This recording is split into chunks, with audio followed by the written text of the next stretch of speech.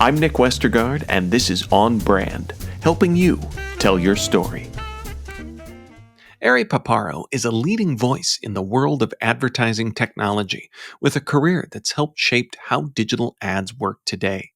Ari has led product teams at major companies like AppNexus and Buzzwords, and played a key role in creating industry standards like is it VAST or VAST? It's vast. Okay. VAST video spec, and Nielsen's digital ad ratings. These days, he's focused on making sense of the complex ad tech world through his company, Marketecture, where he hosts a popular podcast, publishes newsletters, and speaks at industry events. He's also the author of Yield: How Google Bought, Built, and Bullied Its Way to Advertising Dominance. My interview with Ari Paparo is coming right up. But first, Ari Paparo, welcome to On Brand. Thanks for having me, Nick. So I want to talk a bit about your book, Yield, because in the subtitle specifically, we've got Google bought, built, and bullied its way to advertising dominance. So I wondered if we could maybe work through those three Bs. Sure. Is that how the book's organized? In effect, yeah. So the book is sort of bookended by the start is Google's entry into the advertising world outside of search. So we all know of Google as the dominant force in search. There's an antitrust trial saying they have a monopoly in search, but that's not what this book's about. This book's about their entry into the rest of the advertising world, mostly banner ads, ads on TVs, ads on mobile devices. So the book starts with their acquisition of a company called DoubleClick in New York, and I worked there, so I was part of that story.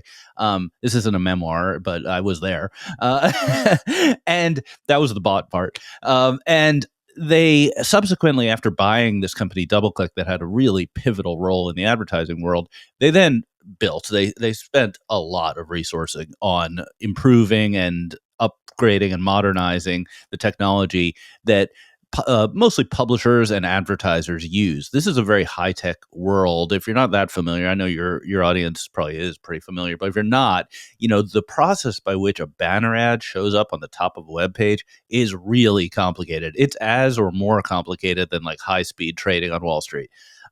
So Google had a big part of building that, although they weren't the only ones. It's a very competitive market. And I worked at some companies that competed with it, built our own technology.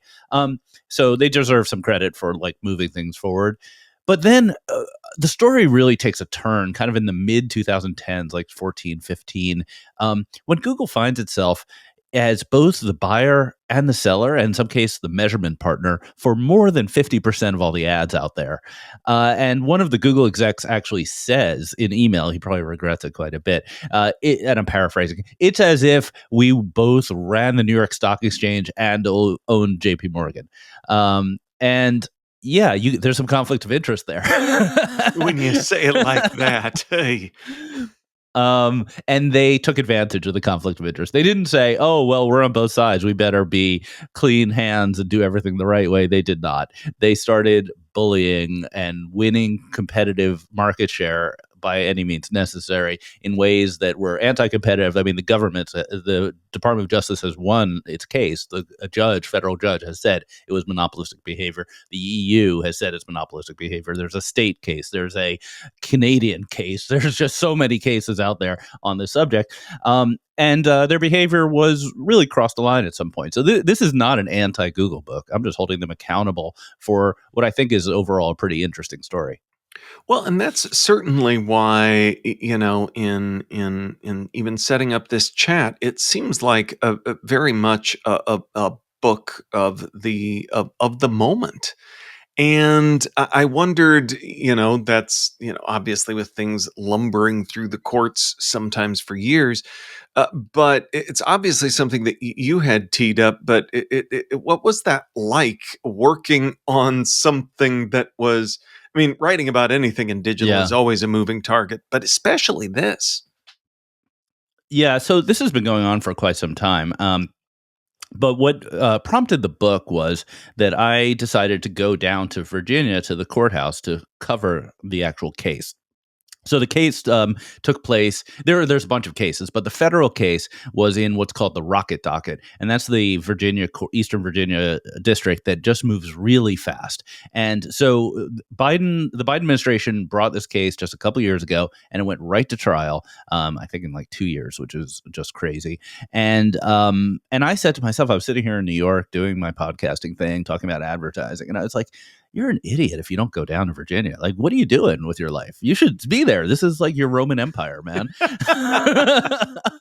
So I did. I'm sort of a fake journalist. I take the train down there and I sit in the courtroom for 3 weeks, taking notes, writing newsletters, and reporting on it.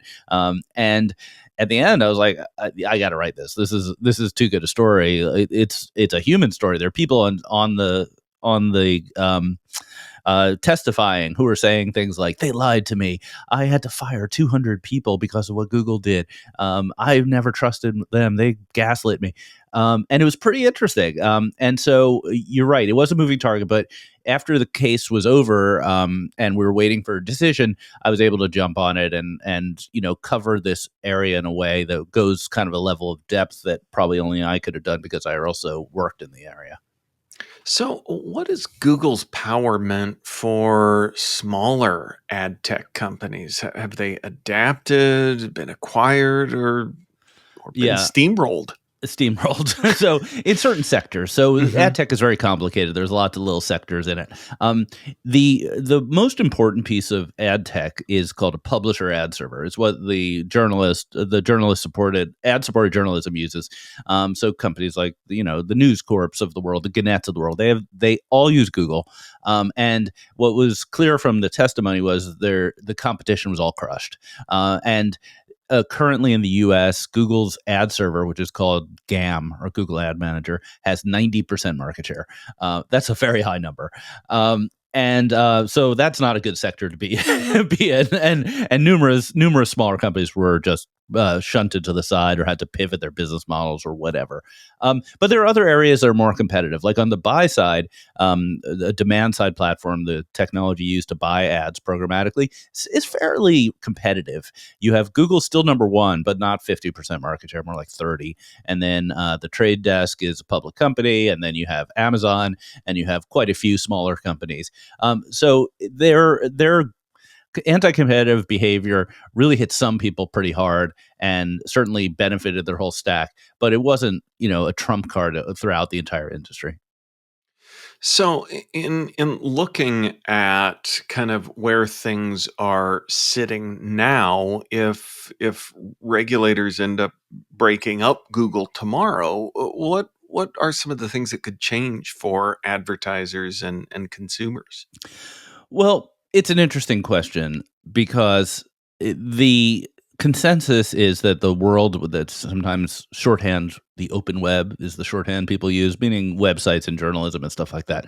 It's on decline. It's in decline because of AI and because of consumer behavior and the move to social. People get their news from social instead of the web. So there are some pretty significant challenges to that market, even if Google had nothing to do with it on the ad tech side. But with that said, the a factor of having a single like monoculture of technology in the space has certainly reduced the competitiveness and innovation in the space. If you were an entrepreneur with some new idea for how to help journalists and publishers make more money on their websites, your first task would be figuring out how to integrate with Google because you really just can't even operate unless that toll booth is paid. And that really reduces the flexibility to do interesting things. To give one example that I think is pretty relevant here is like Facebook. So Facebook is the second largest source of advertising in the world after Google, and they abandoned the web like several years ago. They just they don't do any web advertising. I mean, obviously on Facebook.com they do, but on the open web, they don't buy ads at all. And that's a lot of money that's on the sidelines. And there were documents presented in court where the Facebook executives said they didn't want to participate in open web because they felt like everything they did was gatekept by Google, right? They couldn't get to the actual essence of the problem. Now, I don't know if Facebook would ever re-enter the market. There's probably some other reasons they don't want to be in the web and they want to only be in app. But it kind of it makes it less abstract what the issues are here when you hear about this literally the second largest source of advertising dollars abandoning this entire area because of the monopoly. That's a really good point too in talking about the Facebook side of things, because you've got another enormous company. Who are some of the other major players in the ecosystem, and how has this impacted them? Yeah, so on the sell side, meaning publisher tools, the two big ones that are public are called Magnite and Pubmatic. They're both publicly traded companies.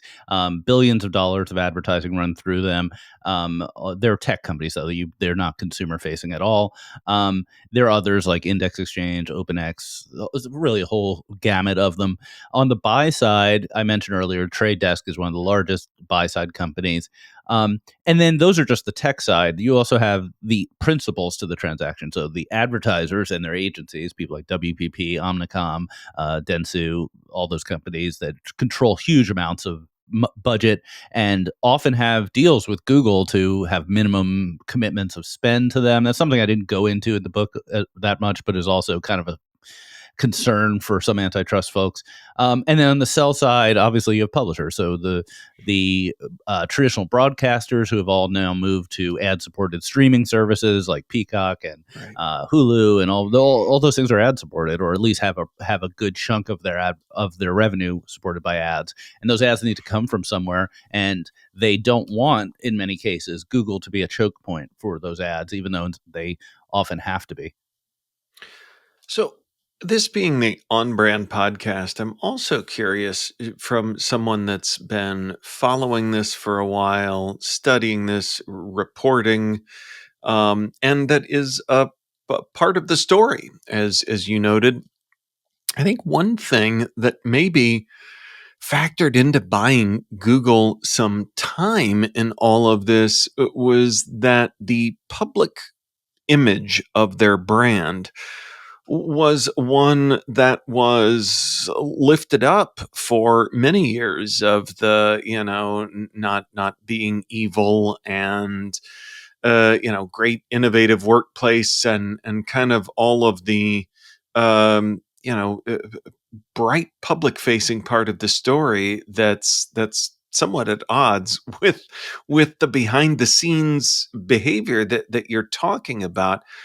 How did that factor in, and how might that do more people understand that it's not maybe all the sunshine and rainbows that we thought? It's an interesting company, right? Let's just start there. I used to work at Google. I don't know if we disclosed that, but I was at Google for 2 years, so I have a little insight here. Google has over the since its founding 2 decades ago, it's a masterclass in brand building. Masterclass. I mean, they became the number one most recognized brand in the world in many surveys, or number one most valuable brand in the world, and they didn't do any advertising. Coca-Cola had 100 years of spending money. Google, all they did was put a cool little logo in at a text box, and suddenly they were a loved brand, and they still are. I use Google constantly. It's probably my number one software partner for my personal life and my work. So that brand is still very strong, and they are very conscious of that when there are decisions to be made internal to the company. At least in my experience, the idea of sullying the Google brand is like a third rail. Like if you wouldn't take a chance at making search look bad in any way. And so, what we're talking about here is a little bit inside baseball. It's B2B. It's not Right. really reflecting consumers. Google's a pretty good steward of consumer privacy, despite certain headlines and lawsuits and stuff like that. Compared to other tech companies, I trust Google with my data more more than some other ones. So I'm not sure it matters. And it's similar to Apple. I think Apple obviously has an amazing brand with consumers, and in the B2B world, the people who work with them on the App Store and on advertising, they hate them. Like they're the worst. So I think I think to date there hasn't been any repercussion on the brand. Well, and I think you point out an interesting reason why, in the case of both Apple and Google, is the consumer part of this story. It's almost like you're saying, the B2B, the industry. the supply side, all of those different things are almost happening at a different level beyond the public. It's almost, Yeah. the closest any of this has gotten is court cases bubbling up into the news and media at large. Yeah, I think you could draw a contrast with Facebook and Meta, who has gotten one black eye after another, and has had impacts on consumers. Consumers do not love the Facebook brand nearly as much as Google or Apple, and they have not weathered privacy storms, and people don't trust them. And the way that affects people, when you think about brand, what does it mean? I mean, one definition of brand is being able to charge more than the commodity price, but there's also kind of a thought of like the ability to roll out new products and get adoption. And when Facebook rolls out a crypto product, and everyone's like, I don't know about that.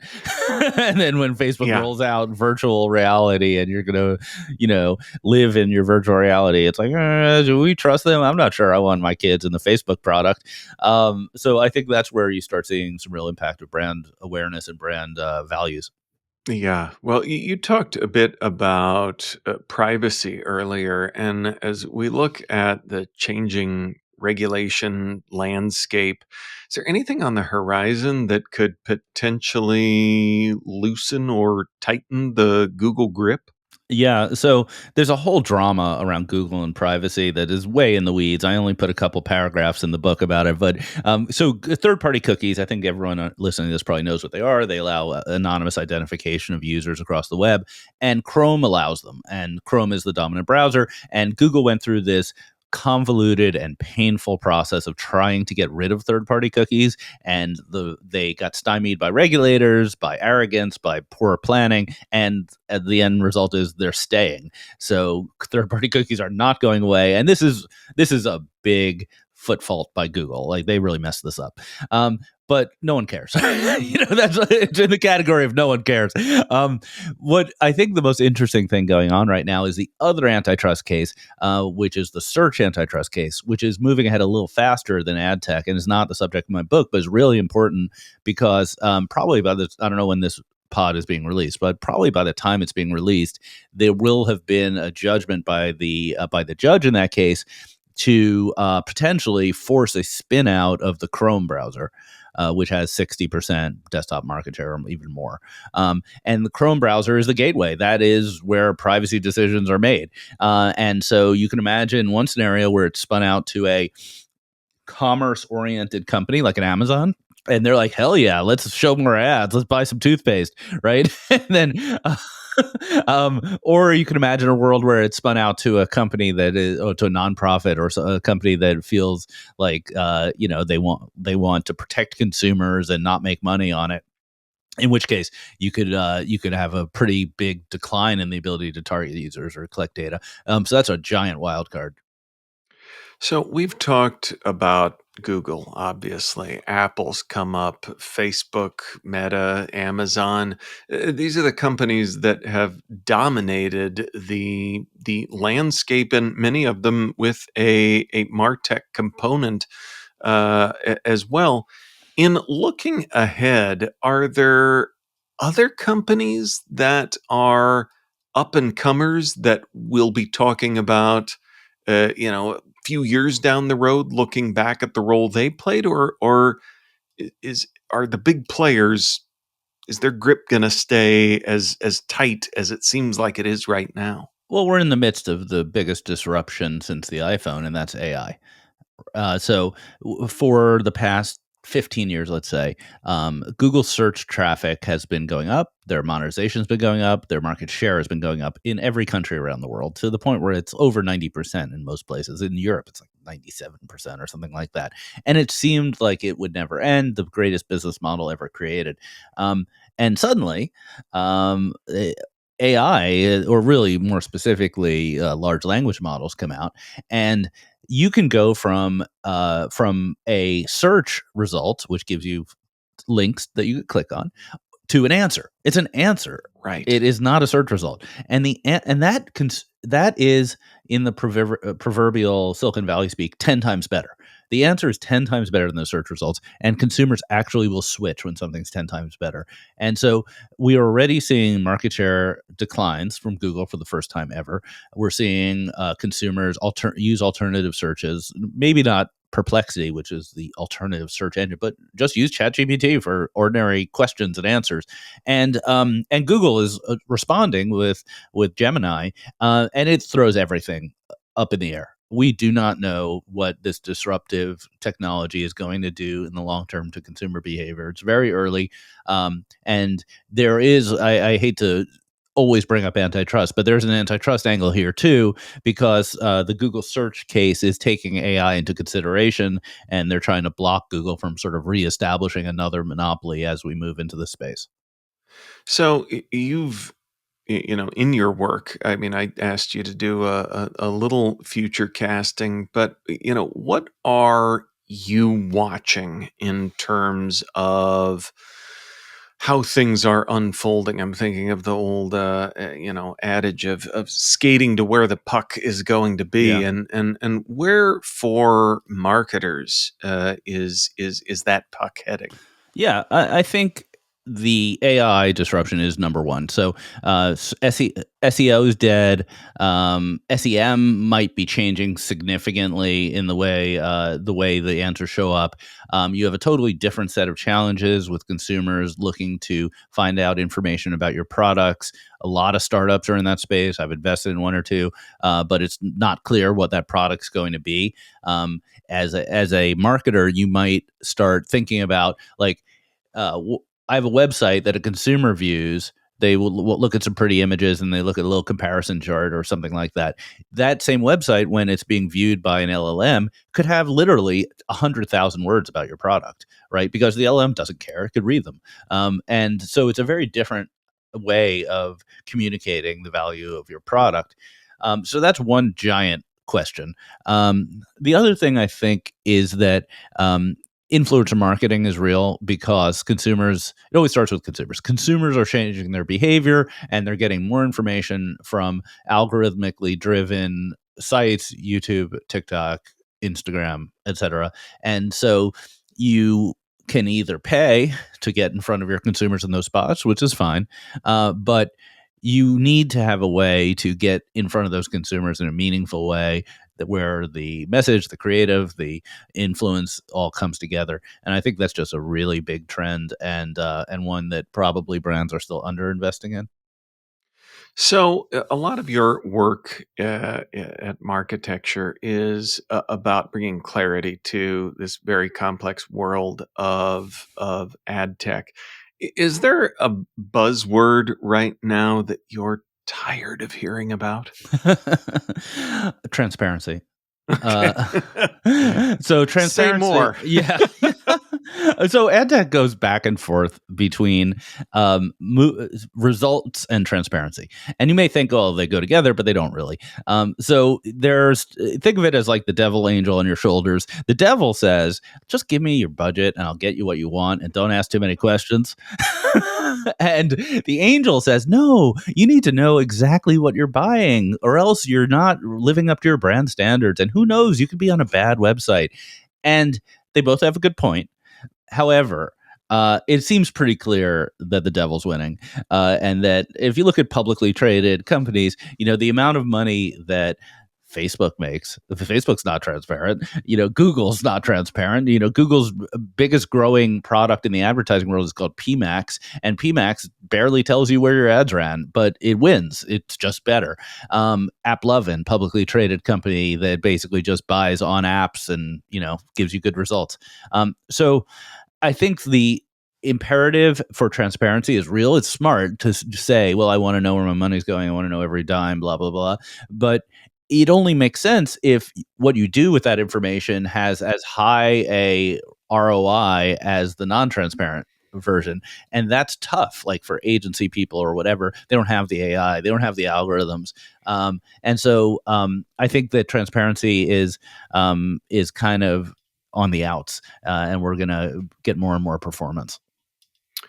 Well, I have smiled several points during our conversation, and it's now my opportunity to get to ask you, Ari, for a brand that has made you smile recently. Um, okay, what's the name of this brand? So I'm not a big clothes person. I dress like a slob. But I was walking around with my wife in our neighborhood in New York, and we wandered into a store called it's a chain called what's it called, Buck Wilson. Is that the name of it? Buck geez, what is it called? It's called it's Buck Mason. There we go. Buck Mason. Yeah. Okay. Have you ever Okay. shopped there? No, but I feel like I've seen ads You've from seen there, it. so it does seem probably in my general sphere It is. of audience target. It's like if a mad scientist figured out like how to create a store that's perfect for an associate creative director at an agency. It's got like black t-shirts, a car for no reason, like a classic car right in the middle. It's got like a lot of art books skewed around in seemingly no order, but you can tell they're placed exactly where they need to be. A liquor bar, if you're buying expensive clothing, they'll give you a shot to loosen your wallet up. And the clothes are pretty nice. And I just appreciated how perfectly on the nose their entire brand experience was. And then my wife started looking them up to see, is this real or is this? And it turns out it's not real. It's like it was created in Venice Beach like less than a decade ago by some like probably ACDs that wanted to make clothing. But they did it. I appreciate good branding.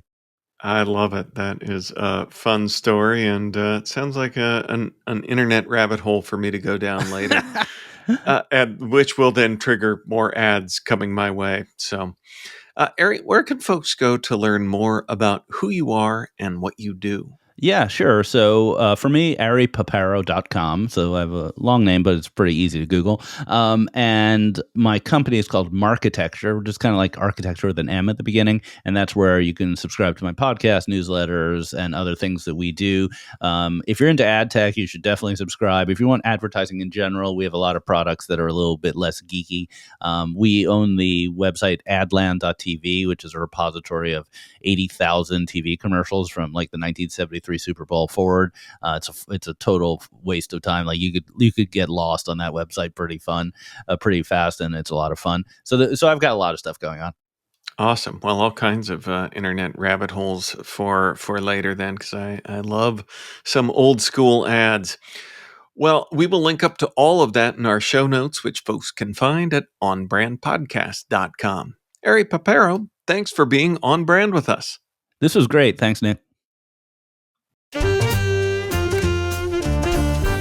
On Brand is part of the Marketing Podcast Network.